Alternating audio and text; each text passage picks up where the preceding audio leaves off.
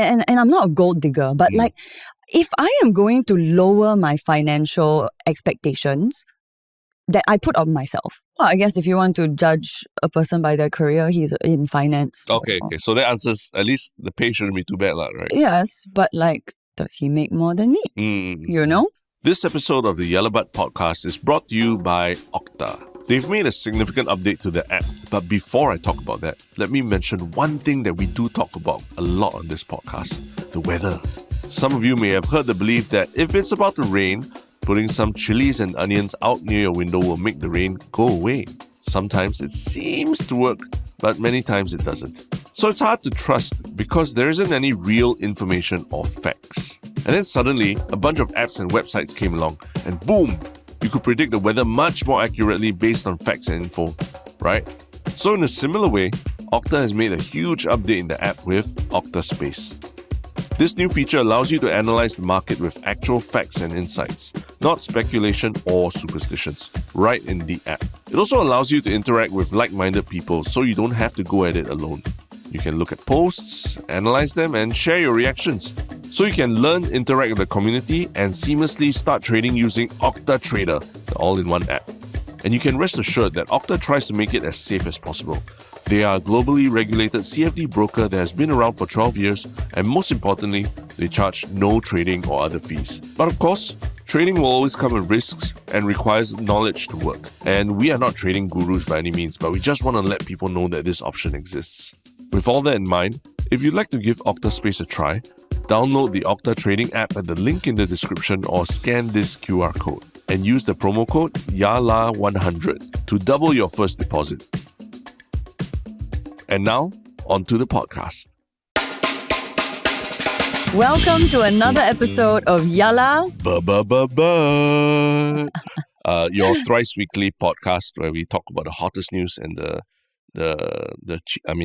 hottest topics with a touch of, and then in this part you say good old humor. Good old humor. Yeah, sorry, I didn't brief you there. But that's our typical intro. Yeah, that's assuming that I watch Yala Babat all the time. Yeah, correct. I mean, I understand if you don't, because today in the studio is a special day. We have, let me get this right now: actor, host, voiceover talent, content creator, queen of slay, queen of plosives, the one and only Tanya Tan in Kate the of all house. Trades, Kate of all trades. Yes. That's your handle. Lah. Yeah. But welcome to Yellow Bud, man. Thanks for having me back. Yeah. I know it's kind of strange because Harish is not here, right? I think you're used to seeing us together as a pair. But the truth is, like, we have been tracking your career for a long time, and since we first met until now, like, it's been, I think you've evolved from what you were before into this, like I mentioned, like queen of slay, queen of plosives, right?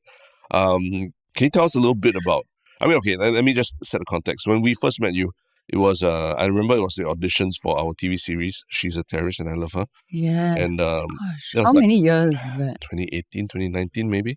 Yeah. And subsequently you played the role of Lang, the lead role in the series. And but yeah, that was also, pre-COVID, very different time. But since then, Kate, what have you been up to since like 2019, 2020 till now? How would you summarize what you've been doing the last few years?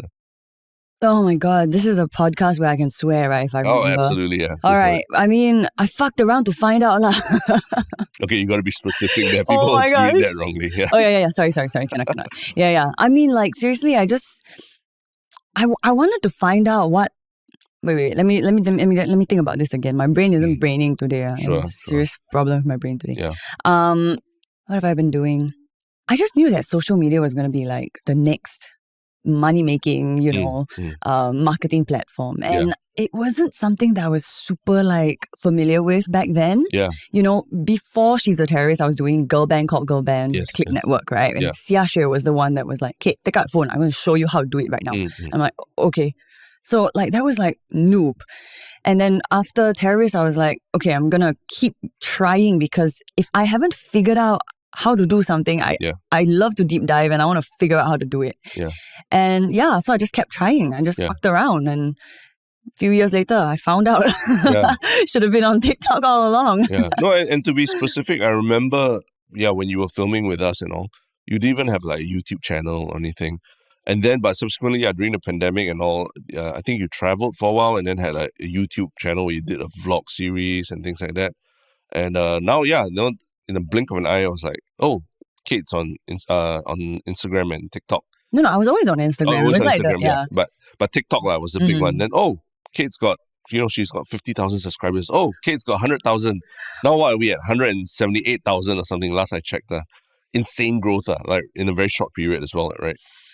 And yes. like what do you think about TikTok was the big difference? Because like you said, you tried a lot of different platforms, but TikTok specifically has changed. It's changed your life, right? You would say.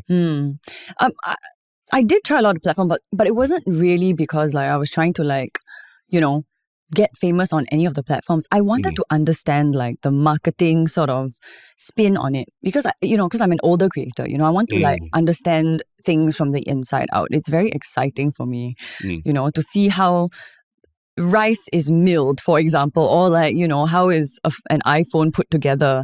So, you'd look online for these answers. And for me, that was the search for me, was how do people pivot from regular commercials and marketing on TV to social media, because I see a lot of people doing it and it gives them a lot of financial and location freedom. And that's really what I want as an actor.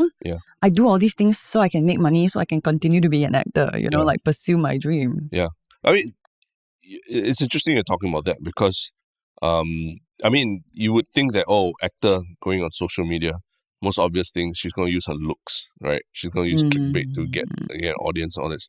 But people who go to your channel now and look, it's nothing to do with that. It's nothing. Of course, there are things like beauty tips and things, but the stuff that people has really resonated with people is stuff like pronunciation, about self-identity, about self-care, self-help, things like that. Was that always on the cards? Like, do you always see yourself becoming, some sort of authority in that way with these issues? No. Okay. I had no idea. I think the first thing I did was like do the MRT voice, really. Because like I remember. So, okay, what I've learned is that Instagram and TikTok are so different. But I wanted to know what makes it different. Because when I do like food reviews or like stuff like about food and restaurant reviews on Instagram, they went so much further than TikTok. And, people were like, oh yeah, we just repost everything from Instagram to TikTok. So I was like, oh, okay, try. So this was like years back, right? After terrorists, basically. And so I reposted some of that, the restaurant reviews. So let me repeat that. So I reposted some of the restaurant reviews from Instagram to TikTok. And they got some traction. And but the first thing that people always notice was like, oh my God, your voice is so nice. But to me, it's just my voice. It's not like I'm listening to myself all the time. It's just like, it's just a sound that comes out of my face when I communicate something. But I've actually heard this all my life. So a lot of people making those comments are like interesting to me. And one day I just thought, I'm just going to tell them it's because I'm a voiceover artist as well. Like maybe that will explain it. And I did some like corporate sounds, which to a lot of Singaporeans sound like the MRT voice, which really is like, it's corporate MRT, corporate like communication things, like very basic to me. Not flex, just it's really basic. If you're a voiceover artist, you do corporate stuff. And then that video just blew up. And I realized, you know what? It's kind of weird that I never really considered this. But this is an industry that a lot of people don't really... this is an industry that a lot of people aren't very familiar with, right? And it's... To me, I guess I've been belittling what I do because it's normal to me. It must be regular. So yeah, that's how I started on TikTok, really. But how different or difficult was it to get on the platform and to really get comfortable with essentially putting yourself out there? Because again, like because you're not banking on your looks to get the likes, or you're banking on your personality, you're banking on your knowledge and research of a lot of deep topics, etymology of words and all that. How comfortable, how was it difficult to like just get in front of camera and put yourself out there like that? My title is actor, host, voiceover artist, content creator, right? So I'm not unfamiliar with being in front of the camera. So that's one thing. I'm not afraid of speaking to a crowd of 1,000 either. I'm an MC / host, presenter. So all of these things are just like, I guess, my niche. I mean, I talk about that. I've written down the things that I want to talk about, but sometimes it doesn't, excite me on the particular day. I cannot like video it. But like, I talk about like, I want to talk about like branding yourself and niching down and, to find your USP. Everybody has that, because they have a unique like sort of concoction of what their talents are really. So realizing that on TikTok really helped me, really spurred me on to like just continue creating the things that I do, because I did not realize that it was a skill to speak the way I do or to sound, to have a voice like mine. I had no idea that people thought it was unique because it's just my voice. Yeah. But I do even get a sense that you're almost embracing the fact that there are people who support you, but also a lot of haters on TikTok. And you're not shy to highlight what they say. You respond to people's responses to your video, right? Videos. And people have done like analysis and even broke down like why you're growing so fast in TikTok, and you responded to those as well. So you're really plugged into the community, right? And like, have you ever had that in your life in any other like medium or platform or performance or anything? Community? Yeah, this sense of community. I think Instagram. I had it on Instagram. Yeah. But on a different capacity, because on Instagram everything is a little bit more lit. Yeah, I speak for a living, but sometimes I can't talk also. Yeah, mind your process, everyone. Little. No, but yeah, I mean, on Instagram it was like a lot more curated, and I honestly didn't find my place on Instagram because I felt very inauthentic. I thought it was this thing. I thought you had to do these things on Instagram because it is a marketing platform. It was a beautiful, curated, addy sort of platform. But when I found TikTok, I think it was like people accepted you just as is. I could show up in my PJs, which was what I did for a long time, because I was like, damn, this is so different from Instagram. I'm loving it, And you realize people are not being mean all the time.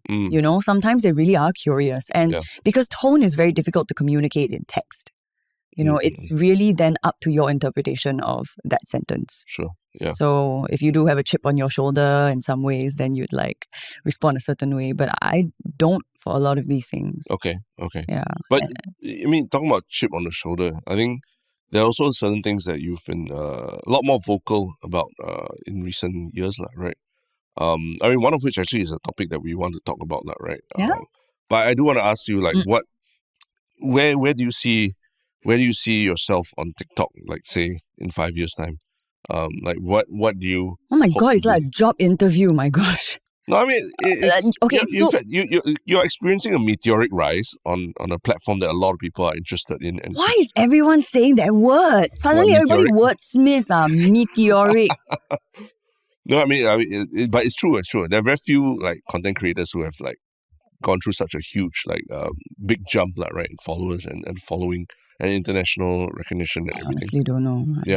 So I mean, people probably are wondering how much have you planned like, ahead for those? I haven't.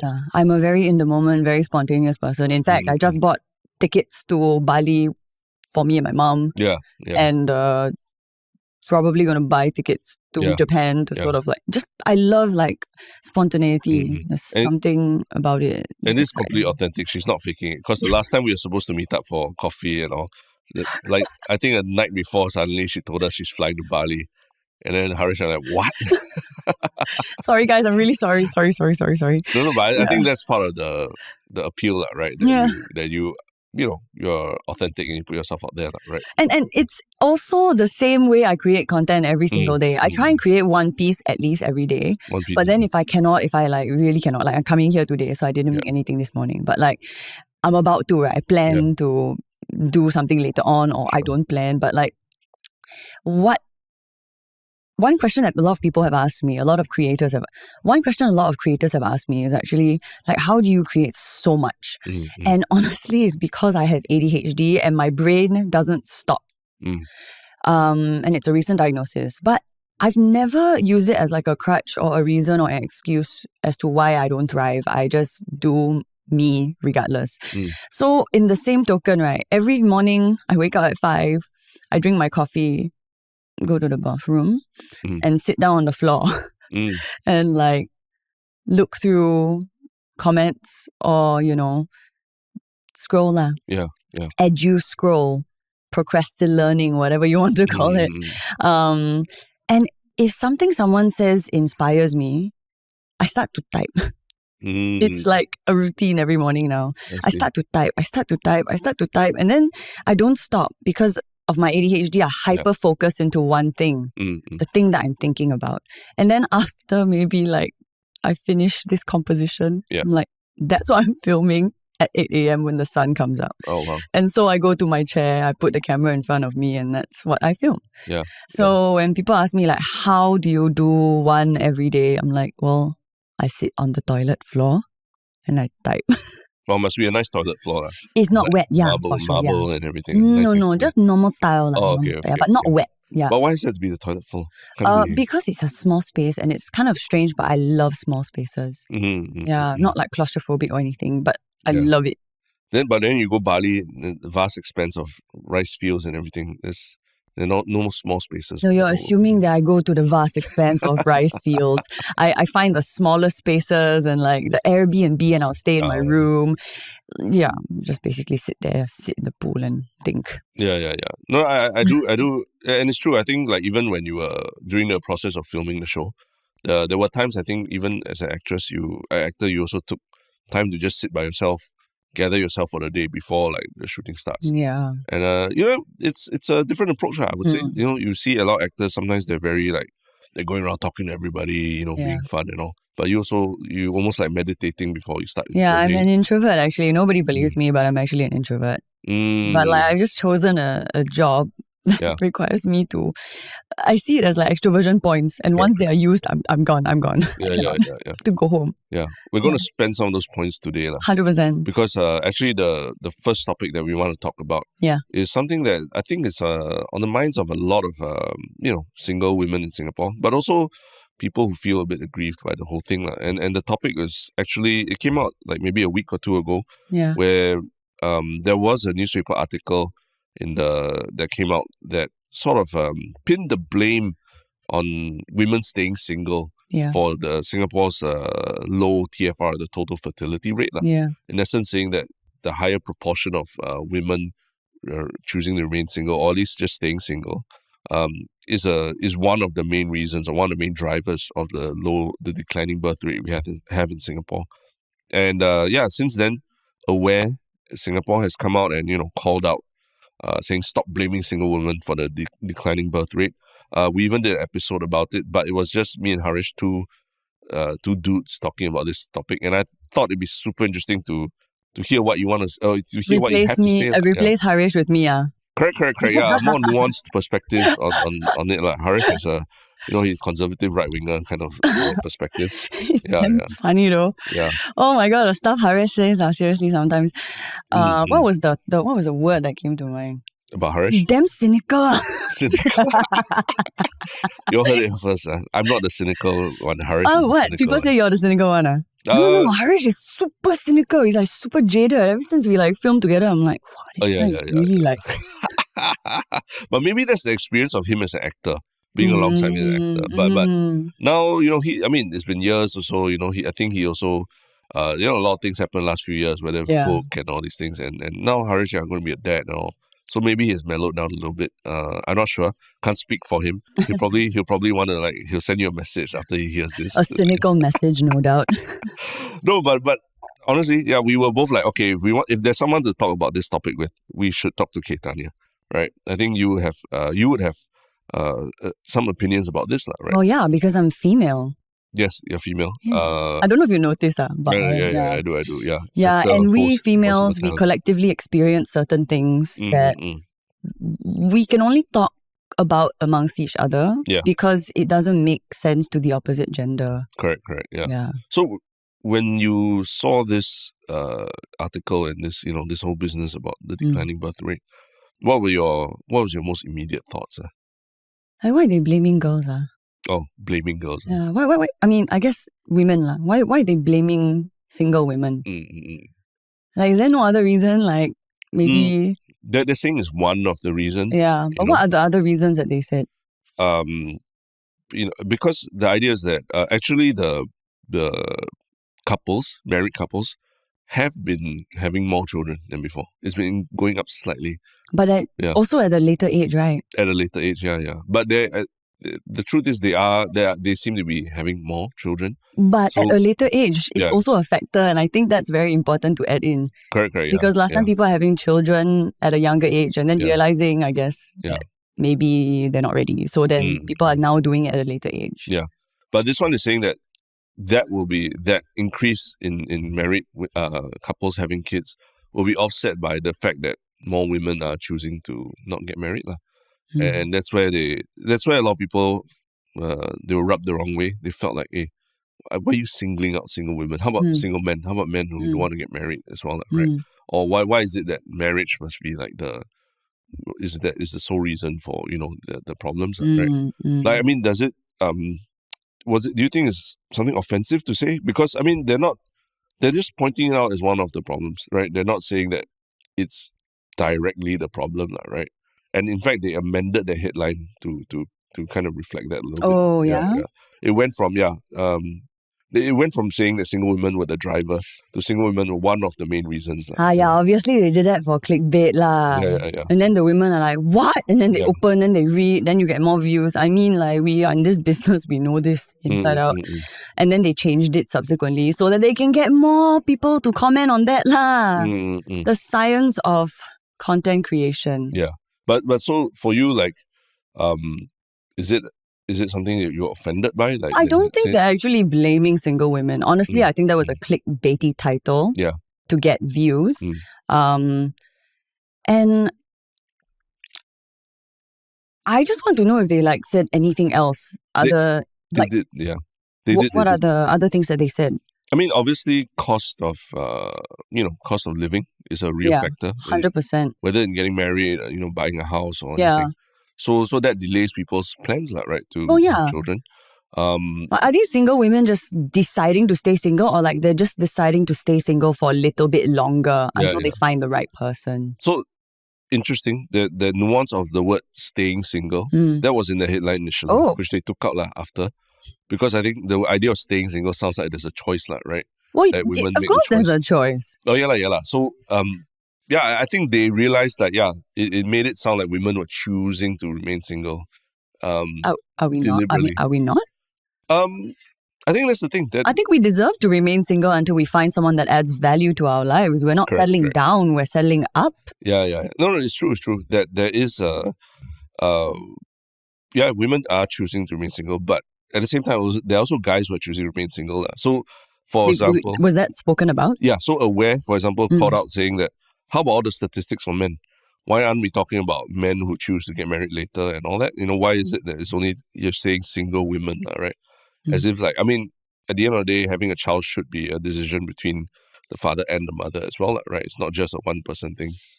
So, where do we even start unpacking this topic? Seriously, it's so nuanced. It's so wide-ranging. Yeah.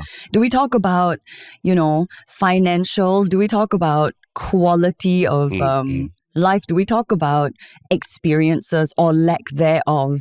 Or lack of character building resulting in this? Or what women actually want from men that men aren't providing? Do we go into the traditionals of it, or when people talk about I remember one commenter, I think I sent you this, right? Yeah. Someone said what was it? I'm going to check. I can pull that up. I think you pointed out that someone had actually said, keep traditional values. I think in reference to, keep traditional values, the women should be, aspire to be mothers and things like that. So you had a very strong reaction to that. Yes, I don't remember what it was. Can you remind me? Let's be patriarchal. That's what you told me. Do you want me to read the rest of it? Yes, sure. if he can make more money than I can, I'll keep the traditional values.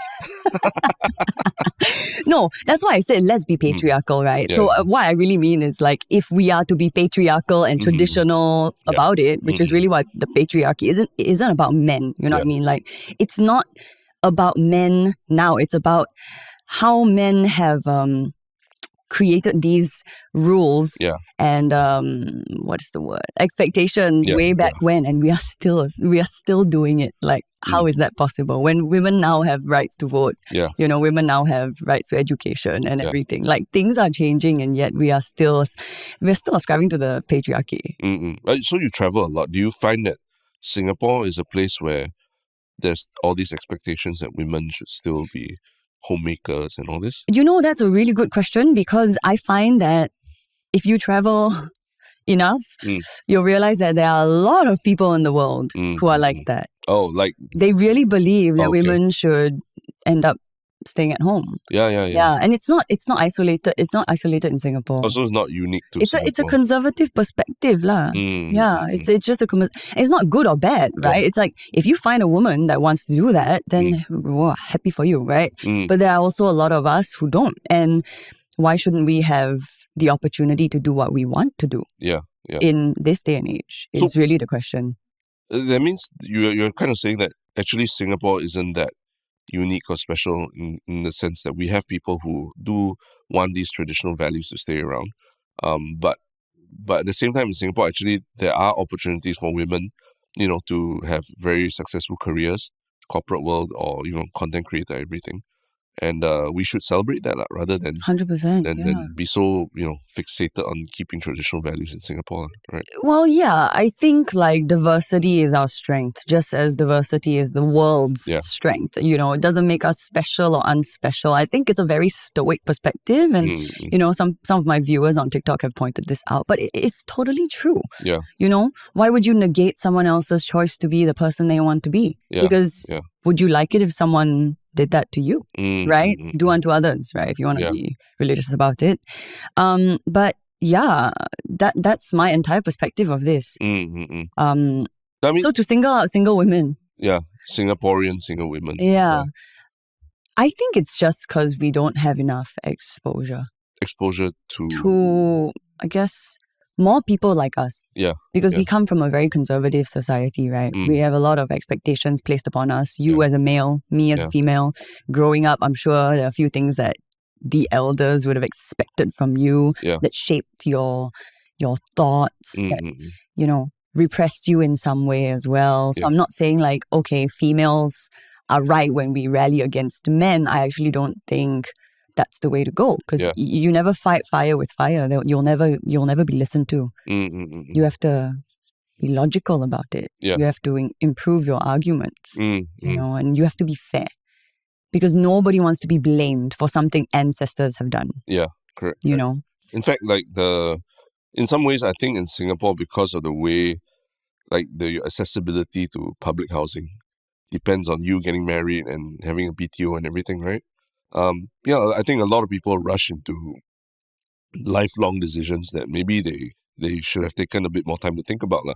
And I'm even saying this as a as a dad as well, that I think parenthood is some people really rush into it, and after that, you know, when something happens, like divorce and all, the collateral is unfortunately the child, lah, right? And it's always very unfortunate that when those situations happen, and it's not like you can what it was, Control Z or to go backwards or anything, like you Control Z. What was it? How do you it is undo long. Undo. You can't undo that. So it is. I mean, as I get older and more of my friends, I hear stories of, you know, families breaking up and things like that. I do feel sometimes in Singapore that people are funneled towards making these like lifelong decisions that maybe don't make sense for them, lah. But for you, like in some sense, you because you have a lot more autonomy and you're able to, you know, earn your own keep, right? And you're being very successful at it.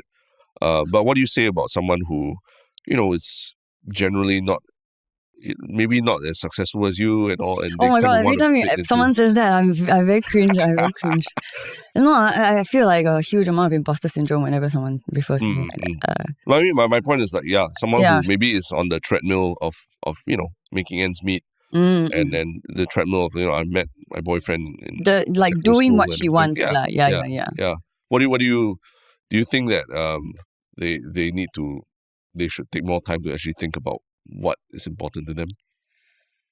Yeah, I don't want to end up being like one of those aunties that like, you should do this, you should do that. But if I'm going to be one of those aunties on this podcast, then I think everybody should take more time to discover who they are. Otherwise, we just end up being children with children. Yeah. And our unresolved or unhealed issues or childhood traumas that we didn't ask for and nobody really asked for, will be passed on to our kids because they emulate us. And we can't help when we are upset, and we should be able to express how we feel, but without the tools to regulate the way we behave in front of these children. And I'm not saying we shouldn't behave certain ways in front of children. It's an opportunity to teach. It's an opportunity for them to learn and be regulated themselves. But without the tools to explain what just happened, your kid could have no idea what they're emulating or what it is they're feeling. I mean, I have a 10-year-old niece, and her mom is very good at regulating or moderating the situation. If she's upset, she will go to the kid and say, hey, so I'm really sorry that happened. And I don't know how other people parent their children. I'm not a parent. But when I see that, I'm like, she's 30-something now. Her kid is 10, which means she had the kid very young. Yeah. And she is able to tell the kid these things now that she told me she wasn't able to when she was 25, when she had her. And she said she would have waited if she could. I see. Yeah, so I think the parenting style changes, the way the kid emulates you, the way the kid absorbs how to be as a human being also changes with your own maturity as well. So that would be one reason why I would encourage people to not have kids so early. But then again, I can't tell you how to live your life, right? Yeah. If it's a religious thing, if it's a personal belief, then I think you should go and do it. Yeah. Maybe consider these other things as well. Yeah. Don't just go into it blindly lah. Yeah, I think you encapsulated it with children. That's what, as a parent, you realize that there are a lot of people. I mean, I'm not exactly an adult myself lah, but not everyone is fully equipped to deal with child rearing and all this lah. So it's something that I do think there needs to be a bigger discussion about rather than talking about why women are choosing to just remain single. It should be a bigger discussion about actually why do women need to even get married these days. There's a lot of is it just societal pressure and all these things? Whether it's really worth that leap for them, and rather than bestowing upon them, you got to be the homemaker and raise a family. I think that's unhealthy. Can I tell you the story of when I was dating some Singaporean men? Sure. Yeah. Yes. So when I was dating some Singaporean men, I found it very interesting, when and if they're watching this, they'll know who they are. It's okay. Yeah. Shame on you. Shame on you for asking me these questions on our first date. Within the first 10 minutes. First date. First 10 minutes, these guys were like, one of them said, at what age do you plan to have children? Oh, and my goodness. I said to him, first I would like to fall in love. Oh, okay. With the person and maybe have some fun, but I cannot tell you because that means I have to work backwards. At that time I was 31, right? So I'm like, that means I have to work backwards. Let's say all the women by 35, because that's the date that is accepted, right? Anything later, your kid might be this and that. But let's not get into that. But so let's say by 35, I meet this person on the first day at 31. Yeah. If I tell them 35, right, then you have to calculate backwards. That means if we want 2 years or 3 years, 3 years backwards, that means we have to get married by 4, 3, 2. Oh, wow. So I have to date her for 1 year. Yeah. And then we have to start making the plans to have babies because then, marriage and then 1 year to maybe honeymoon and like to travel and live together because everybody lives with their parents, right? Until they get married. Yeah. And then, then we're going to have start being rabbits when you're 34. Okay. Like, so when you're working backwards like this, it takes the spontaneity out of everything. Oh, okay. And I just felt so put off by that statement. Just that one question. Yeah. And then, the other guy... How did the rest of the date go? It was so off-putting. It's like, I mean, it's not a red flag. I think some people do work things out like that in their minds. Sure.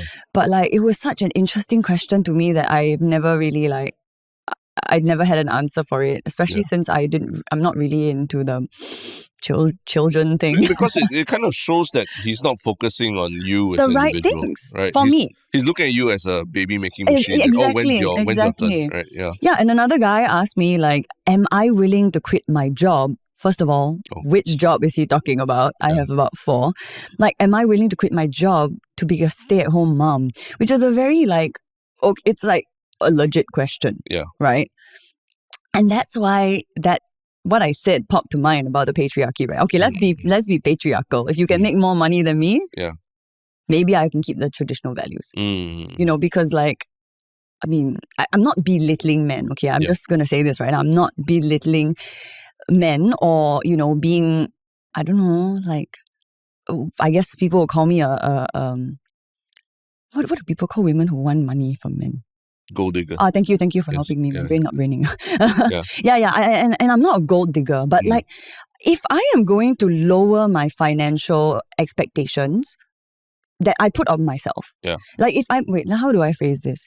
If I'm going to accept less, so I basically being with you, I have to expect a certain quality of life that I can give myself without you. Yeah. And then I don't have to quit my job. I can still stay like spontaneous. I can pack my bag tomorrow, go and buy a ticket to Bali and just leave. Yeah. And then I don't have to replace your mother basically to stay at home and take care of the house. So when you come home, it's like spotless and I look gorgeous and your kid is like, Papa, I love you. So you get all of that. Like if I have to sacrifice quality of life for that, especially when I don't want that. Okay. Then the straight answer is no, I don't want to be with this person. Okay. And I'll just wait until I find the right person. But just question was that person asking in the context like he's a very successful banker or whatever? Or... Well, I guess if you want to judge a person by their career, he's in finance. Okay. So that answers, at least the pay shouldn't be too bad, right? Yes, but like, does he make more than me? You know? Do you fire back the question at him though? Like, would he quit his job to be a stay-at-home No, dad? I said, do you make more than me? Oh, wow, that went from 0 to 100. I mean, because he asked such a personal question, right? Like, I guess it's a legit question. So, like, I understand. Maybe my question back to him is a little bit like jarring, but like, it's a bizarre thing to ask on the first date. Like, I mean, shouldn't you be asking me about myself and like what I enjoy? You know, like, why did I choose to come to this restaurant? You know, or like what do I do as an actor, host, voiceover artist, and content creator on a daily basis? You chose the restaurant. You chose the restaurant. I mean, depends lah. You know, you text then they're like, oh, how about this Japanese place? Or how about this Mexican place? I really like their tacos, for example, right? Okay. Like then that would be a topic of conversation. Like, why do you like their tacos? Then I'd be like, because when I was traveling in Mexico or when I was traveling in the US, like I really, really love the tacos, and this is the closest that you can get in Singapore. Then they'd be like, you traveled in America or in which part do you go to? Then we have a conversation about hobbies. Yeah. But none of that happened. None of that. Okay. None of that. He didn't have I want to say decency, but he didn't even have the interest to find out why I chose this particular restaurant. Yeah. Yeah. When he allowed me to choose the restaurant and I chose it, he didn't even care why. Yeah. He was kind of just checking the boxes to see where you were. Like, yeah, exactly. So basically, like, can she replace my mother? Can she do laundry? And I always tell the guys, right, I don't clean and I don't do laundry. Okay. And But why is that because that's not the best use of my time. Okay. So you rather pay for it? I'd rather have someone come in weekly to do the laundry for me, which is what I do. Yeah. And I'd rather make the money to be able to do that and have to allocate time to do that myself. Yeah. Because even if, right, like I was a parent, like why would I want to be busying myself with that when I can be raising the child? You know, to have values that I believe are good to have in a human being or to build character. That stuff is like, I don't want to exchange time. Yeah. You know? Yeah. Wait, is that right? No, that's not right. No, it's correct. You don't want to trade. I don't want to trade time. You don't want to trade, I don't want to focus my time on things, on other things, other than raising this child to be the best human being that they can be. Yeah, correct. You know? No, it's true. That's trading time for money, essentially. Like if you can pay to have some of these problems solved without you having to worry about them, you rather be busy with stuff what matters. Even cleaning up after your child and all that. That actually matters a lot more than like doing your laundry. Because it's connection. Yeah. But that's also exactly what was off-putting about these dates. Is it lacked connection, and I wonder if women out there feel the same way about the dating pool here. You know, but so then societal expectations dictate that you can't leave the country because they also don't have they're not equipped to live on their own. So like leaving the country means finding their own apartment, putting everything together. And they're not equipped to do that either. And Singaporeans in general, right? Like I left my parents' home when I was 22 to work in Hong Kong. Yeah. And when I came back, I just told my mom, like, I love you. I can't live with you. Not for any other reason other than I'd rather save the good moments. With you rather than have arguments with you because we live differently. And she was so kind to let me do that. And on hindsight, I'm so thankful because I've developed into a person that I can be proud of, the person that I want to be. And I wish for other Singaporeans to be able to do that as well. But whenever I read articles on the Straits Times about like this girl who chose to go to NUS instead of Harvard, oh, my heart like breaks for her, man. And the fact that her parents were encouraging of it, I'm like, oh. Yeah. So how often do you face those kinds of questions when in the Singapore dating pool? Like how often did that come up? Every how many? It's either that or like, how much do it's money stuff lah. People ask a lot about finances. But can you blame them, But in the first date and all, it's a bit much. Sometimes, it's coming and you're like, oh. Oh, yeah. You gotta prep yourself for that. Kind of, or but it never goes further than the first date because like, after that, you realize you actually don't have a similar like way of connecting with each other, and like they're better off with someone else. Someone else will be better for them. Yeah. That's the thing about Singapore. I think like we're all conditioned to, to sort of see the end goal and not think about the journey. Yeah. And that's exactly it. Oh my God, you just hit the nail on the head for me. Like it is the journey that I love and I prize so much, right? If I were to be a parent, it would be the journey. If I don't have the mental or financial stability to do it, if I'm not ready, and I know people say they'll never be ready, but maybe this is just not for me, right? But like if I can't give what I want to, if I can't give the time that I want to give to this creature that I create, then am I really doing this thing called parenting justice? Yeah. You know? And that's just how I feel about that. No, I think it's important. I think you sometimes talk about it on your TikTok as well. Like the analogy of like when there's an emergency in an airplane, like then the the masks drop down. Yeah. And the adult usually has to take care of themselves first. They tell you. Yeah, before you help the child. Help yourself before you help someone else, right? Yeah. So you got to be confident that you're good before you take on that task. I mean, don't get me wrong. Like I think like everybody has to be a parent, no matter what stage of healing they are in their lives. Yeah. But then they must also want that. I don't. So what I'm also saying is there are people that do want that, and there are people that don't, and we all get to exist with our choices, whatever the repercussions might be. is not on someone else to tell us. Yeah. So, yeah. But I mean, I think that was a big part of the criticism that this article got, portrayal of like basically just looking at women as baby-making machines rather than, individuals who make choices logically about what where they are in life and what they want for themselves. 100%, man. Yeah. But, was I cynical enough to replace Harish? No. This is the perspective that we needed to kind of balance out the male energy in the room. Yeah. I'd be happy to come back and like kachao Harish. Yeah. I love doing it. But before we go on to the next topic, right? Continue. I do want to ask you a little bit about because besides TikTok, I mean, you've also done some pretty crazy productions in recent years, even as a voiceover artist and actress and all, right? I think there was a Netflix series that you acted in as well, right? Oh yeah, Mr. Midnight. Yeah. And also even the big game that was released from Singapore, Ubisoft Singapore. What was it called? Skull and Bones. Skull and Bones. Yeah, that's right. Big. That was a big deal, and actually, it's relevant to what we're talking about later. But I think what was interesting, you also even did the BTS of like, the process of finding the voice for your character in that particular game, and that the character's so-called Singaporean accent came through, right? They wanted it. They wanted it. Yeah. So how was that experience like? What?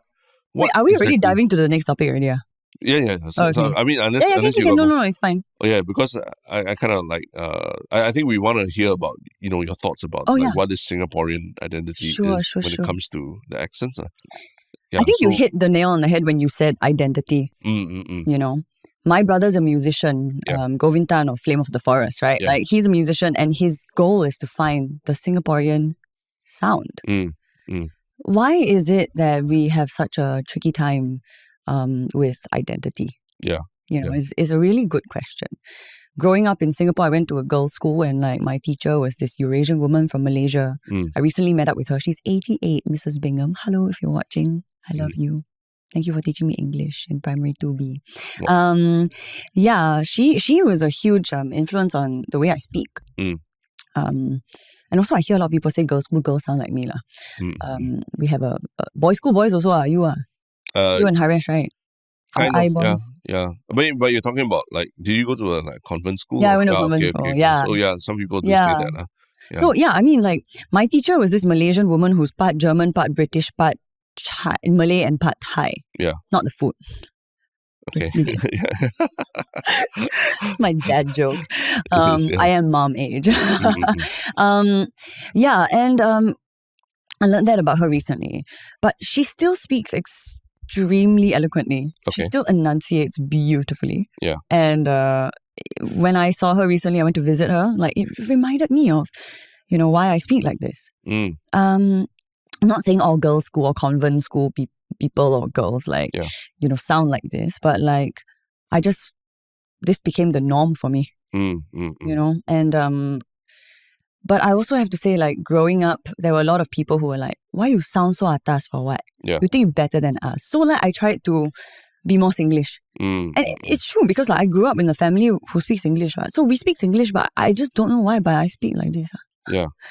So to be told that I'm not supposed to sound like this, even though I sound like this, really set me in a spiral, Like, then if I don't talk Singlish like that, then I'm not Singaporean. Yeah. But then I born here, I grew up here, I educated here, I go school here or whatever. Like, how do you Singlishify that? Am I not then Singaporean? Yeah. Like what makes a Singaporean? Yeah. So I've been trying to identify that. I think it's like one of the things that I focused a lot on. Yeah. And then going to musical theatre school where I had to do a lot of accent work. My program leader was Australian, a lot of my classmates were Australian, some Norwegian. I had an English acting teacher, I had an American voice and acting teacher. Yeah. And Broadway shows are mainly American. Yeah. they also have Italian, so we had to learn Italian, Italian speaking English. Yeah. Like all these little accent coach things that we had to learn, linguistic things or phonetic things. We had to write in a certain way. And it just confused me a lot. So sometimes I would say data instead of data or data instead of data. Sometimes I would spell recognize with a Z instead of an S, which is the American thing to do. For those of you out there who don't know the difference. And I remember when I was studying acting for camera in LA, an American told me that I said advertisement very funnily. Because she's like, it's advertisement. And I'm like, oh. And also, like, when you live abroad, sometimes you just have days where you are damn tulan. You don't want to answer questions about anything. And you just want the freaking barista to give you your freaking black coffee. Yeah. Americano or long black? I don't know. Do you say long black in America? Or do you say Americano? Because then is French toast just toast in France? Like, you just want your coffee and you just want them to give you a coffee and not ask questions. And Americans will talk to you at any chance they get. So you code switch. Because you want to get your coffee and get out of there. Yeah. Right? And then they don't have to ask you any questions. And then you develop these skills and then you come back to Singapore and then you forget which accent you're going to use. So you just use everything when it arrives into your brain and out of your mouth. The first thing that comes out of your mouth, that's what you use. Yeah. But we all understand the words, right? Whether or not the accent is American or British or Singaporean. We understand the words. Yeah. So why are we, and I always talk about this, like, why are we policing it? And just to set the context, I think we are talking about this because yesterday I chanced upon a Reddit thread where they were talking about podcasts in Singapore that, people should or should not listen to. And it kind of like devolved into this, mudslinging against Singaporean accents. Yeah, the Singapore at the end of the day, Singaporean accent is so cringe. That's why I can't listen to any Singaporean podcast. That totally makes sense why people make fun of me for sounding quote-unquote atas. Yeah. Because these people are making fun of the people that don't sound quote-unquote atas. Yeah. So it made me think about, the question of like, what is the Singaporean accent? And like, if we ourselves as Singaporeans, we hear other Singaporeans talking and we want to like you say, police it so much, right? Yeah. How does someone, go to the international stage on a big game like Skull and Bones and like say, I'm a Singaporean, this is what we sound like, and be proud of it. Like if representation, right? And as an actor, I totally understand that because whenever I get an audition, if it's from the US, they want me to have an American accent. So I have an American accent coach, and I have an RP, which is received pronunciation, which is English accent coach as well. Yeah. Because when the BBC auditions me, they want me to sound a little bit British. Oh, okay. And so like I have to switch accordingly. And you know what? Recently I was with my accent coach. Yeah. And she said, I watched one of your TikTok videos. Yeah. Can I tell you the truth? And I'm like, oh my God, she's going to rip on me just like these other people in the comments section. But at least she is my accent coach. So I trust her. She said, you sound like you're from all over the place. I said, I know that. Do you not think I know that? I study with you and I study with my Gen M American accent coach. Like, do you not think I know that? But she meant it as a compliment? Or? No, she just meant it as a statement. She's a very matter-of-fact person. Okay. So I'm like, I know that, Claire. Like, this is, and she's like, no, but what puzzles me is when you switch into a British accent, you sound British. And when you switch into an American accent, you sound pretty much American. But your regular accent has both of those things inside. Yeah. Plus a little bit of Singapore, a little bit of Malay, a little bit of Chinese. And I'm like, it's true. And then we started talking about like identity, right? Which is what we're talking about right now, which is what a lot of Singaporeans want to talk about, right? And she said, there's something to be said about your experiences. Your experiences make who you are. They shape us. Especially someone who's malleable like me. I'm an actor. It's literally my job to get in and out of characters. And sometimes things, one or two words stay and one or two words end up staying in your vocabulary and you forget how they're originally pronounced because you just keep using it. Yeah. You know, and years pass and it's just who you are now. And why is this difference seen as a negative thing when it literally could be seen as my niche, my USP? You know, why do we, and I find this very interesting, like why do we like judge the things that, why do we judge ourselves? You know, why do we judge characteristics as good or bad? Yeah. Why do we judge personality traits as good or bad? Why do we judge accents as accurate, authentic or not? You don't know the person. Yeah. You don't know how many places I've traveled to, how many coaches I've had, how many countries I've worked and studied in, you know, because I understand it's, you know, quite left of center. It's not, you know, it's not very common. But that's why we don't judge. That's why we ask questions, so we can learn. You know, the more we know, the more we know. Right? So, I mean, if, let's say, you know, international productions coming to you and saying, Kate, we want you to do this role in a Singapore accent. Show the world what Singapore is. I would do the Tanjong Pagar accent. Okay, which can you, I mean, just demonstrate or just say a little bit about what your accent. Well, exactly how you're speaking right now. Oh, right and now. how I'm speaking right now. Okay. So basically, I'll add a few las and laws in there. What about the idea of plosives and everything? Okay, I think it will also depend on like the director. Okay. Because, you know, also depending on the role. Is the role like a commander role, or is the role like a teacher role, or is the role like an immigrant from a certain socioeconomic background? You know what I mean? Like, how understandable do they have to be? Yeah.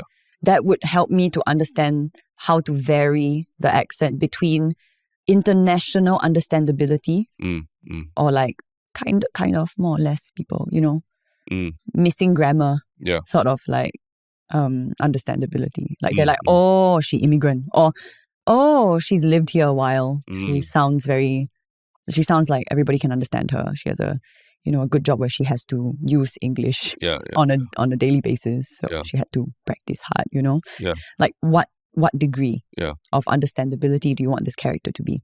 But you mentioned that specifically for Skull and Bones, they wanted that Singapore accent. They wanted the Singaporean accent because I think it was produced mostly in Singapore. Yeah. For the last 9 years or something like that. Yeah. Were you the only like Singapore character in there? Oh, I see. As far as I know, but I think Adrian Pang. Don't quote me on this. I don't know. I'm not very sure because I don't. It's not my place to ask. Like, the Singaporean in me is still like. Sure. Yeah.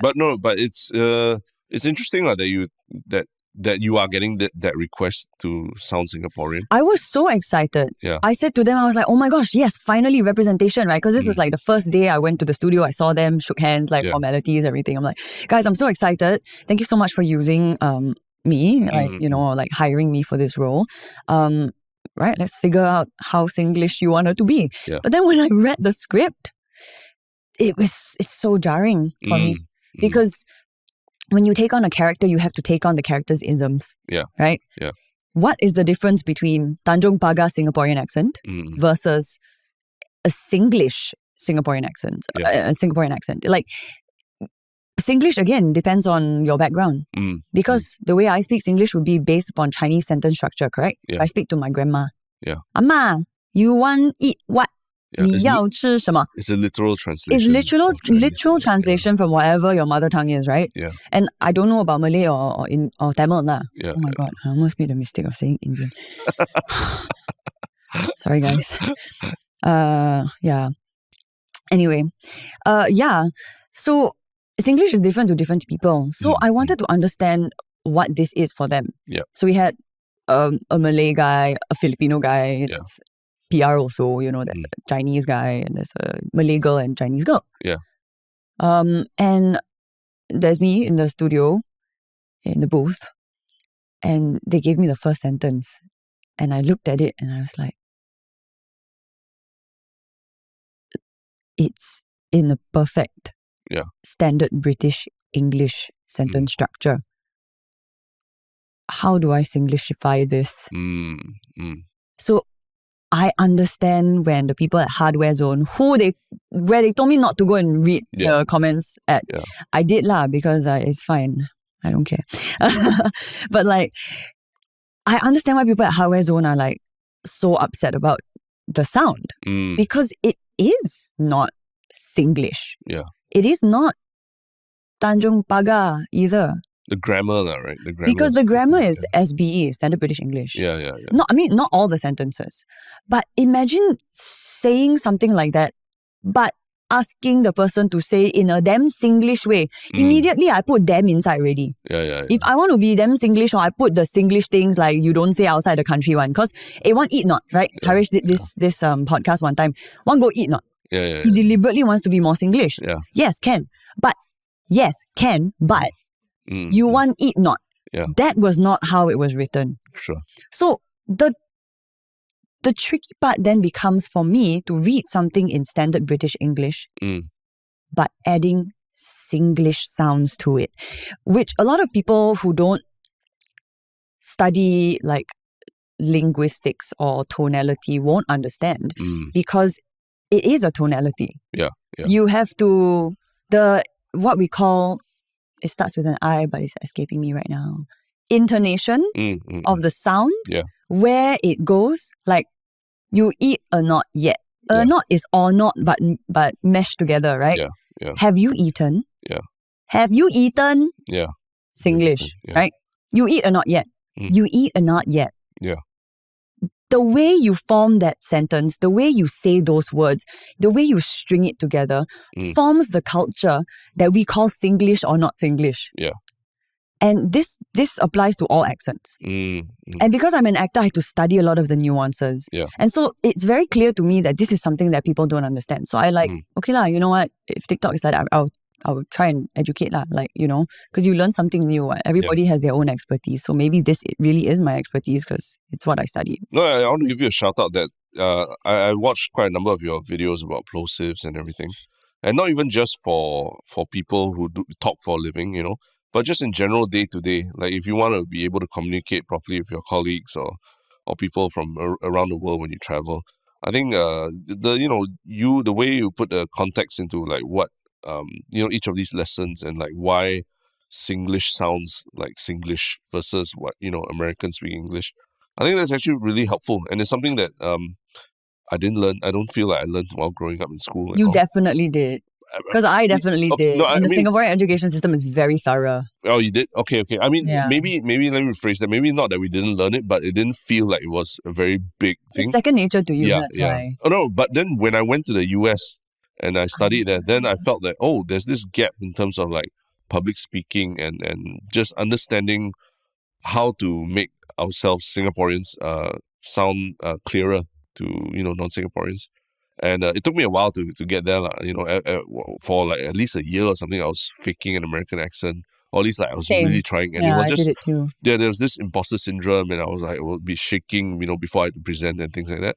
But after a while, I learned to embrace what is, Singlish about the way I talk, and just minor tweaks of what you said, the plosives and all that actually helps people understand you a lot better.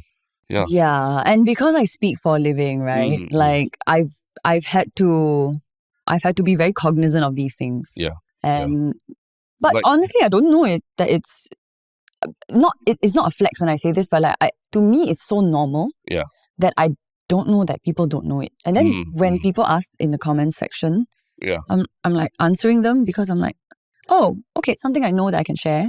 Yeah. I share lah. But is this theory that you learned from your coaches and all as well? No, because I entered musical theatre school with a high level of English. I see. So like, thank you so much. So like, it's not so much a correcting grammar and enunciation thing. It's more like, for example, the word obtuse. How would you pronounce it? Obtuse. Yeah.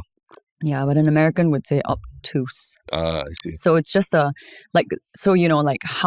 Americans would say it versus how the British would say it. Yeah. Or the English would say it. Yeah. It changes basically doing an accent saying a word in the wrong accent takes the viewer out of it, right? That's true. Yeah.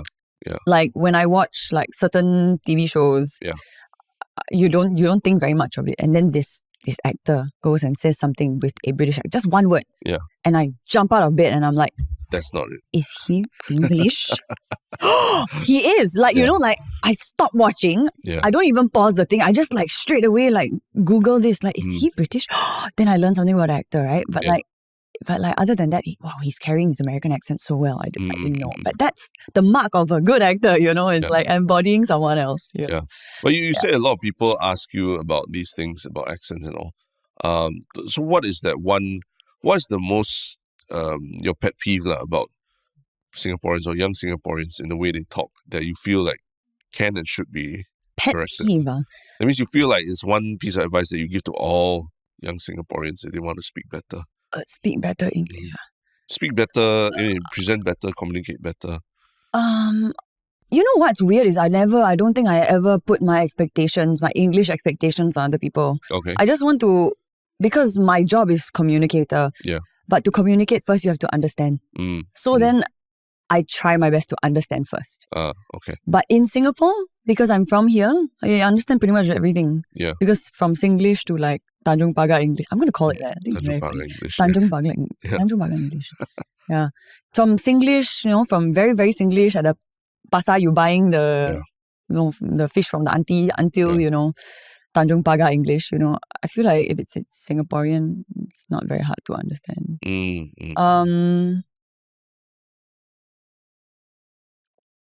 Pet peeve. No, I don't have like Singaporean pet peeves. I have pet peeves when people who speak English for as a first language, say like Americans, English people, and Australians. I think I recently did like a video on it on TikTok. But when they don't know when they don't know that should've, would've, and could've is not should of, would of, could of, and I'm like, well, why? I should have known. I'm like, no, like I don't judge it, but it's more like, it's one of those people, like, I see. Like I will like, stall a little bit and like I have to like compose myself because I'm like, they don't know. And then my mind wanders to, should I tell them? You're the person at the party who corrects. Yeah, because I know it's terrible, man. Like nobody wants to be corrected when they didn't ask, So like I'm like, I shouldn't say anything. Focus, Kate. Focus. What did they say? Oh no, you already forget. Then like in my brain is like these words, right? And I'm like, sorry, can you repeat that? I was like, my brain went somewhere else. Yeah. But it would take me out of the conversation. Yeah. Should have, would have, and could have. Yeah. No, I mean, it's true. When grammar is incorrect, that actually is more jarring to me than the accent itself, for sure. Yeah, I just try to understand. Yeah. Because that means I would have learned another way to listen. Yeah. And then what's the most what's the silliest like comment or what that you've gotten about the way you speak that sometimes that you've seen on TikTok or reacted to on TikTok before? The silliest comment. Yeah.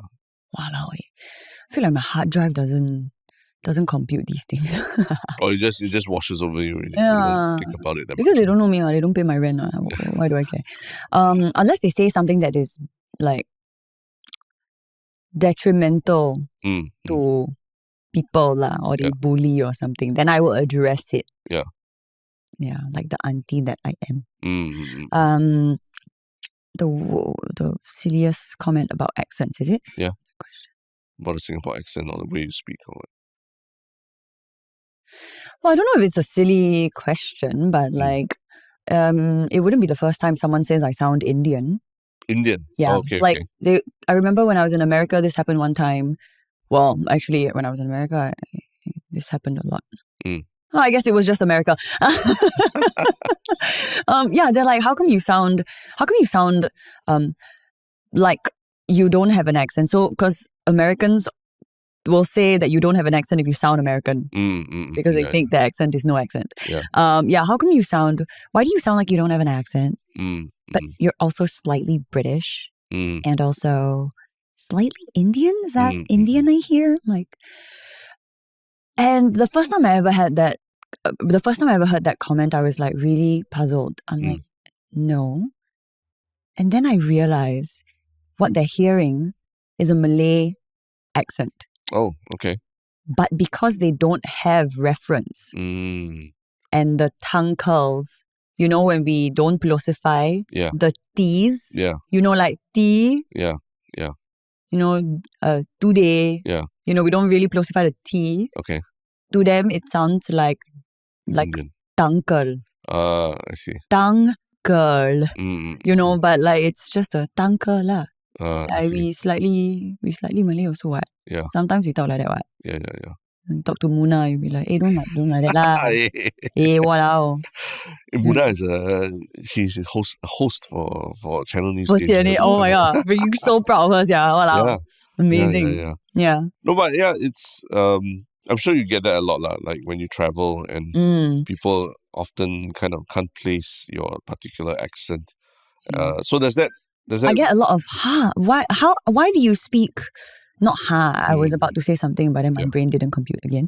I get a lot of oh, you speak perfect English, why do you speak, why is your English so good?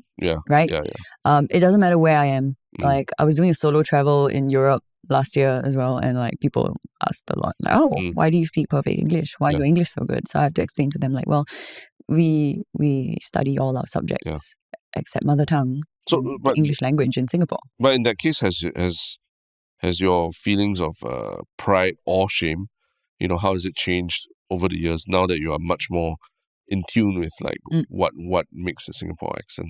Do you feel more pride when you're explaining to people when you travel, or do you? Yes. Or is it more like 100%? No, like I mean, I do. And the reason is because I just taught them something new about a place that they had never heard of before, other than in Crazy Rich Asians. Yeah. You know, and they're always. I'm going to say this: people are so much nicer than Singaporeans would like to believe. People in international waters are so much kinder than Singaporeans would like to believe because of the news and media, right? Anyone will come up, talk to you, and they won't even try and steal from you or anything, you know, like they are so nice. They want to ask you questions about where you're from, and they want to know more. And when they ask questions that sound ignorant, it's not because they are discriminatory. It's because they don't know. Like, oh, why do you speak English so well, for example? Oh, I didn't know in Singapore we speak English. Or if they say like, oh, is that in Asia? You know, and some people want to retort with, because Asia is like one big China, right? No. I mean, if you tell me Guatemala, I'd be like, is it in South America? Continent lah. Yeah. You know, like, or is it in which part of the world is that in? We only know what we know. And we cannot be expected to know more than what we know. And then it becomes the other person's duty to educate if they do know. And I want to represent my country. I want to represent my country. And through traveling and working and speaking for a living, I've noticed that if people don't understand me from the get-go, they won't give me an opportunity to explain where I'm from and how great Singapore actually is. And then it becomes a different purpose. I have a different purpose. My job then becomes to communicate in a way that they find palatable and understandable. Not palatable, excuse me, I changed the word. My job then becomes to communicate in a way that they understand, so that they get curious and ask more questions, so that I can tell them how amazing Singapore is. And it's kind of sad when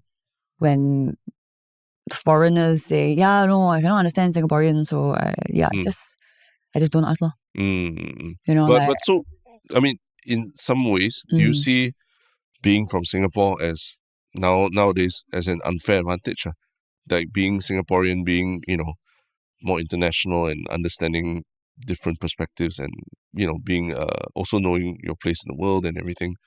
Do you think that gives you an advantage when you are like say, auditioning for international productions and things like that? I absolutely and have always seen being from Singapore as an advantage because, first of all our subjects are taught in English. Whether or not you are speaking with, native proficiency or not, you more or less understand what people are saying, like you sort of get it, right? And we may have this face, but we have the ability to understand anyone who's speaking in English. Yeah. And also then we were forced to learn a second language. Granted, my Chinese is really chachat, but like I can still understand when I go to China. I can still ask for the 的士, even though it's called 的士 and not 得士 in China. Like you sort of make little exceptions and like train your ears a little bit differently when you travel. And it makes I feel happy because I'm malleable, because I was exposed to a wide range of cultures, habits, isms, communication styles, and absolute privilege to have the passport that we have that allows us to go visa-free in like 192 countries. Is that the correct number? I think somewhere there, yeah. I take for granted that my Malaysian friend cannot go to Canada without a visa, I'm like, oh yeah, I forgot you guys have to apply. And it's not a flex, sorry, but like, you know what I mean? I have to be like, oh, okay. Wow, fuck, I'm so entitled. I don't even have to think about visa, Yeah. One time I bought my ticket to America, we had to apply for this thing called ESTA. Yeah. It's not even a visa. It's like, hello, America, we coming. I'm from Singapore, I coming. Yeah. I forgot. Yeah. And all I did was fly to Canada and took the bus in. Apparently, you don't need an ESTA if you do that. It's absolute privilege, entitlement. I feel like, so entitled at one point in my life because this was our base level of, privilege. Yeah. Well, okay, you make me want to like stand up and just say the pledge. Let's do it, man. No, but it's totally true. And I feel like a lot of people in the comment section of my TikTok as well, the people that have worked or are working overseas, they see why they love Singapore and they hate Singapore for different reasons. But trust me, everybody in the world has the same perspective of their country. That when they return, it's always, Yeah. Because it's where they face the most hardships growing up. Where they work most of the time, where they experience the bad things for most of their lives, So you have a sinking feeling whenever you go back anyway. It's not isolated to Singapore. True. But yeah, I think like the whole discussion about accents and identity and all, I think we're ongoing discussion. It's not we're not gonna solve it overnight. But I think with what you do on TikTok, it gives a very different angle when you talk about the etymology of words and all. And I hope you can continue doing it and get more people to stop like shitting on like local accents and podcasters and all that. I want to do the flip side one. You know how I teach Singaporeans to speak more internationally? I want to be like, okay, listen. This is how we speak in Singapore. I'm going to teach you some words. That'd be cool. Yeah. I want to, Okay. You heard it here first. Kate is going to launch the... But then I always want to do a lot of things on Darren. Like whether or not I get down to it, right, it's a spontaneous decision that's made on the toilet floor every single morning, okay? Yeah. Don't forget, she's an actor, host, voiceover talent, content creator, Singapore patriot. And about to be a business owner. Oh, yes. Yeah. About to be a business owner. I'm not going to talk about that right now, but soon. It's experiences. You see how diversity shapes us? This is exactly it. I love experiences, and we should all love experiences. Yeah, we do. But speaking of which, actually, we come to that segment of our podcast where we do want to share fun experiences with our listeners. We don't get a lot of, we don't get a lot of like female guests on the podcast, surprisingly. Why? Harish is sexist. Yeah, he's sexist. No lah. We just cynic, sexist. They will grill him. Then his frail, fragile masculinity cannot handle, is it? Toxic masculinity. Fragile. Fragile. Yeah. No. I think it's just maybe it's just a matter of like the topics that as two guys, the topics we choose and all that. But it's always interesting to hear the perspective from the other side. But this one's more about one shock thing, the experience that you have to share with people. But you can't plug your own channel. No, I won't. Of course not. What? Oh my God. Imposter syndrome. Yeah. Wait, actually, before we end up with this, before we end here, sorry, Sure. I'm so sorry. But I wanted to ask, like, I guess the viewers as well, but also you. Yeah. I wrote this down yesterday, but my brain didn't brain. Back to the first topic. Okay. I know, sorry. No problem. Just popped back into my head. Yeah. Okay, so Singapore was saying like we blaming the fertility rate on like single females, right? Yep, But like why do men want children? Why do men want children? Children. Children. Why you're asking in general, like like women don't want. I mean, a lot of women now don't want children, right? But like, why do so many men want children? Like, I don't know if you can answer for everybody, but like, I don't know why this question was like. I had to write this down yesterday. But why do men want children? I can give you the parent answer. A bit more. Yeah. There's having a child kind of like unlocks a capacity to love in your heart. Yeah, it unlocks a chamber in your heart that you never knew existed. And that's entirely my experience. Maybe but my men wife. Want that even before knowing what's in their heart that they haven't unlocked. So people always tell you, oh, when you have a child, it's different. You feel it. Yeah. And I never felt that. I never like understood that. And, I was like, oh, it's just, something kind of like you do and all that. But when it happens to you, then it opens up this capacity that you had that you never realized was always there. This capacity to be vulnerable, to be, to actually feel certain things. And I mean, I see it more these days amongst other dads. I just came actually this morning. Who never shower? Anyone from production here? We're right by the air base. Yeah, actually, that was surprising. That's the only one today. Yeah, scrambled it maybe. But yeah, I just came from like a Father's Day celebration from my kids. Oh yeah, happy Father's Day. Oh yeah, it was belated, but it was with all the other dads as well. And now you see dads these days just being a lot more involved, whether daughters or sons and all. And none of them were like screaming or shouting at the children, and generally all a bit more, they're just more hands-on parents, gentle parenting like you're talking about. So to that question, I think it's like, there is an experience that you get like with a child that it's I did not realize that it would mean so much to me. But did you always know that you wanted a child? No. Yeah. So okay, then the very question that you asked is probably like why beforehand you would want a child. So I would say there is a little bit of a societal pressure to it, right? Beyond a certain point, I guess in your career, in your relationships, in your friendships, everyone tells you that you should be doing something, right? You should be thinking about this. You should be thinking about that. There is that societal pressure that comes with it, but I mean, our human mind it works in such a crazy way that the moment. The moment it happens, there's a button that switches on. For women, it's clearer, because there's the physical changes you feel. But for dads, right up to the point of actually seeing the kid for the first time, something is just in your mind. Something snaps. Yeah. Oh, wow.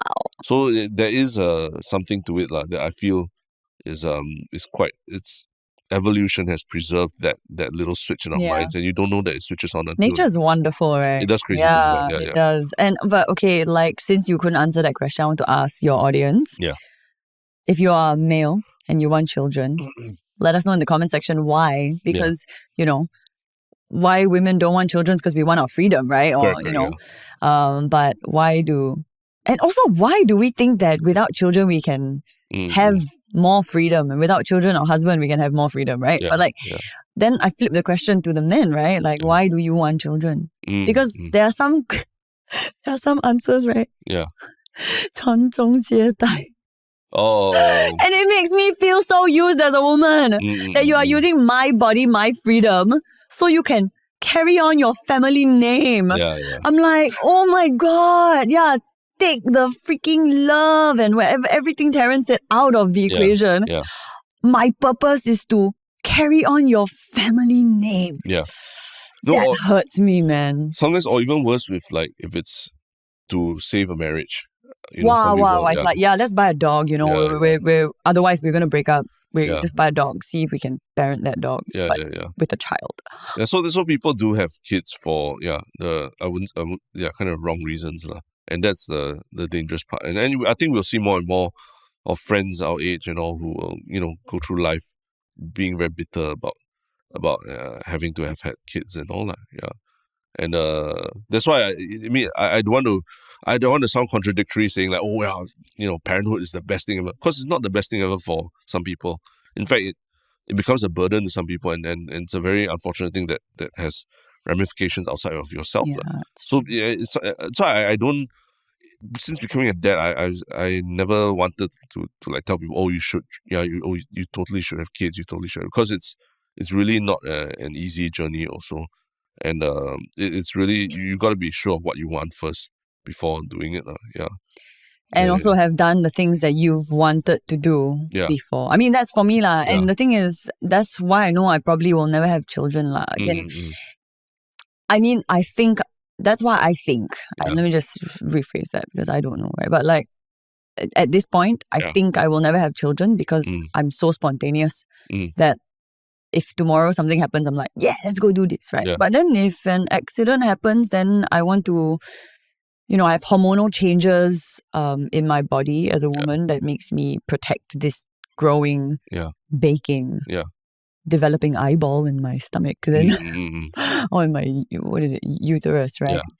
Then I'll decide then. But it would also have to be a spontaneous decision, right? Not a first date question. Exactly. No, but it's actually it's true that even as a parent, you need to model that you take care of yourself, model that you actually enjoy life and you try to live your life to the fullest to your child also. That's because very important. They emulate. So I'm just saying that you can do that even as someone who creates content and influences people, young people especially who are on TikTok, and you enable them to make better life choices by showing them, live your life to the fullest. So I always think that people don't realize having a kid also comes with that responsibility of like you got to live your life to the fullest. Of course, there's certain sacrifices you make, but you still got to try and live your life to the fullest within that. And then your relationship with your spouse, everything, you have to make effort to model something proper for your child, and that requires a lot of work and sacrifice. But I that's why I don't discount the things that people do, content creators and influencers also, who talk about give advice to young people and help them to get through life, because a lot of times beyond 10 years old, your child is not looking to the parent for advice and all. They're looking to people like yourself and all. Perspective, man. Oh my gosh, it makes me want to be even more responsible. Yeah, it's true. No, but it's true. I think my content's quite wholesome. Yeah. And you teach plosives. You teach plosives to people, which is important.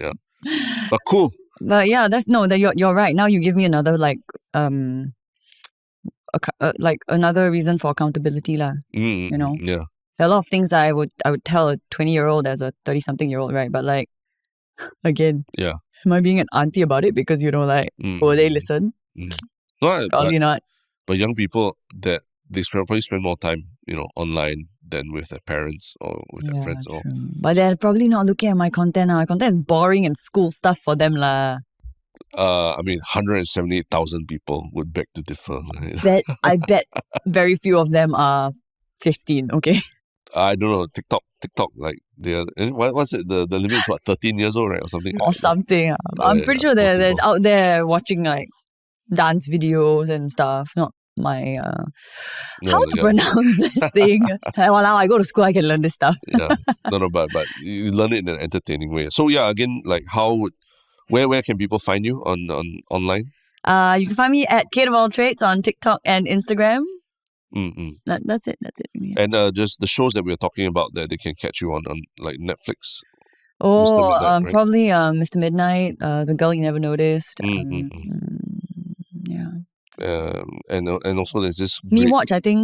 There was this great TV series that that you also starred in, that was directed by this. It's the best one. It's the best one. I think that's on YouTube. Like best ever. It's called it's super famous. It's called She's a Terrorist, and Do I love her? I love her. I love her. Yeah, she's a terrorist and I love her. Yeah. No cap. Now you gotta watch that. I do not know what no cap is. No lie. Yeah, Gen Z. Oh. I think Gen Z say that, but now boomers, older people have picked it up. No what do you mean older people? Like cool older people? No, like millennials? Dads and all have picked up. Saying like millennials lah. Yeah, millennials are essentially. Okay. Yeah. But yeah, she's a terrorist. I love her. Tanya is also in that thing. It's quite an interesting role.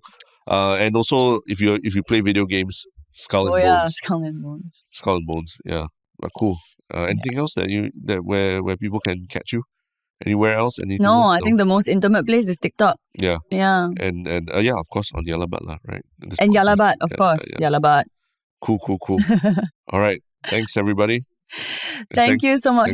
How do you end? One shook thing. Our ending is always kind of the one shook thing is that sorry, I derailed this train. Oh my goodness, we haven't even because you jumped back to the topic. Thing. But yeah, let's actually do the one shook thing properly. Yeah. So what is your one shook thing that you Okay, I need to find this. Okay, that's fine. I can go first. Yeah, you go first. My one shook thing is actually the recent this is quite interesting. Recently, there was a Dartmouth University in the US had their commencement, and the commencement speaker was Roger Federer, the tennis player, the retired tennis legend. Apparently his training, his coach or something, the daughter is graduating from Dartmouth, so they invited him to come as a speaker. And it was pretty awesome because he gives a lot of lessons, so-called tennis lessons that he learned on the court and how they apply to people graduating from school. Love that. He's the most wholesome athlete of the past 20 years, right? So it was just a very, very nice little speech, 25-minute speech. Yeah. Discipline and and all the philosophy that he would have learned. To be the greatest. Yeah, taking life one point at a time. Like whatever happened before, you just gotta move on. Yeah. Oh, I love philosophy stuff. Yeah. So check it out. Amazing. This commencement speech at Dartmouth. Okay, send me the link later. Yeah. Okay. And what is your one shook thing, Kate? Well, my one shook thing is always going to be about self-awareness. Okay. We're always discovering and rediscovering ourselves through activities that we try and decide whether or not we like it or not, right? I mean, that's about self-discovery, right? And so one of my followers, someone has followed me for a very long time now. Her name is Cheryl. Okay. She recently came back from Canada where she studied as a color specialist. The Korean color specialists, you always see this on they put these cloths of different fabrics of different colors in front of you to see are you a summer, winter, autumn or spring shade. And she reached out to me and she was like, I'd like to help you figure out your colors. It's her Instagram is something about color _. Oh, okay. And she's new. And I've never done anything like this before. And you know why this is one shook thing? It's because every time I go to Sephora and buy makeup, I never know what color or shade to buy. Yeah. Because my skin changes tones, but apparently she can help you discover your undertone because that never changes. And she can also help you determine the color of your clothes that you should get, the color of your hair, if you dye your hair. Yeah. And your makeup colors as well. So to me, all of this stuff, right? Yeah, it may seem very superficial, but it's also another step to getting to know yourself on a deeper level. Yeah. What suits you rather than blindly following trends, for example. So and it's very empowering, and I really love doing empowering or self-discovery activities. So this is called, she's a color specialist. I honestly don't even know. On her Instagram right now, it says image consultant, 16 season specialist. Okay. Because I've always seen this, but I've never really understood. I've never really understood. No, but what is the practice called of finding someone's color, so to speak? Have you guys heard of it before? No? Oh, you've heard of it? Because you're a boy. But Gen Z, they've heard of it before. Right. People go to Korea, pay $300 to do this. I think her service is much less than that. But it must be called something. It must be called something specific. Colorist, maybe. Color special. Colorist. Okay. The only ones I know are for media production. They Like you see, color footage. like she has these like charts and everything. Okay, color you know? wheels and all that. Yeah, Okay. so like if you're summer tone, like which is like more yellow tinge, or like if you're spring tone, which is I don't know what lah, but I guess I'll figure it out. I guess I'll also be making a video on TikTok, so like when I do this. Wow. But very interesting. But the other shock thing about this is that she's been laboring over whether she wanted to start a venture on her own. And I'm so proud of her that I'm like, listen, I'm happy to help you in any way I can. Yeah. Oh, awesome. You've been giving her advice? No, but I mean, people reach out to me, right, to offer me services in exchange for videos and stuff like that. Yeah. I see. But I don't take everything because, of course, and she's not paying me, like she's just like, hi, I would like to invite you. And whether or not I make the video is like whether or not I see value, right? I see. But I think I will, because this is self-awareness, this is self-discovery, and I love that. Okay, cool. So, yeah. What's the account name again? Her Instagram is something about color _. Something about color _. Yeah, and her name is Cheryl Cole. Cheryl Cole. Oh, SH. From Singapore. Yeah. Oh, okay, cool. Yeah, so proud of her. Yeah. Starting her own thing.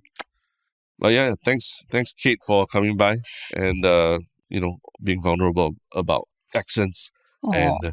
And thanks for having me. It's always a pleasure. We should do this more. Maybe I don't like spontaneously buy a trip to Bali. Yeah. Maybe when you hit 250,000 followers on TikTok, we'll have you on again. And that'll be the next chapter of Kate of All Trades. Oh my God. I don't even know what I'm going to do then. And But cool. Yeah, just provide value. Yeah. Bring joy to the world and teach people about plosives. Share life. Yeah. Cool. All right. Thank you, Kate. Thank you, everyone, for listening.